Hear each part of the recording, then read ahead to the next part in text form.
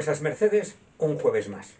Como os dije, estuve charlando con Laura Aparicio, la aragonesa que nos representó en los Juegos Olímpicos de Automovilismo de la FIA.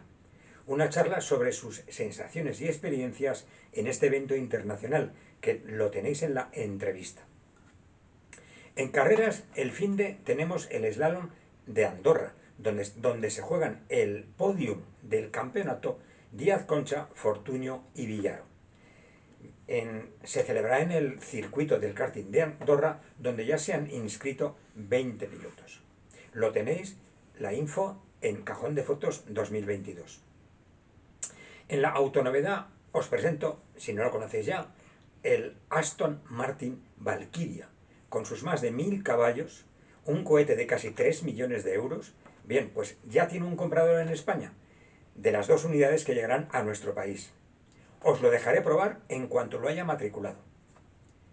La reflexión semanal se la dedico a las carreras E, esas que no contaminan mucho, pero que los vehículos ni hacen ruido ni huelen a carreras.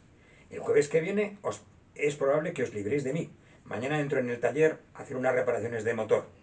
De la chapa me han dicho que no me preocupe, que no tiene arreglo, que ya soy un histórico. Y la temporada se va terminando.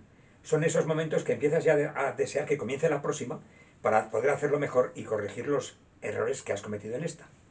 Para AragónRacing.es también. Ha sido la primera de muchas que vendrán, en la que seguiremos haciendo acopio de nuestro automovilismo y nosotros perfilamos nuestro resultado como aceptable, con mucho que mejorar y más tiempo que dedicar. En fin, bueno. Eso es todo. Un abrazo.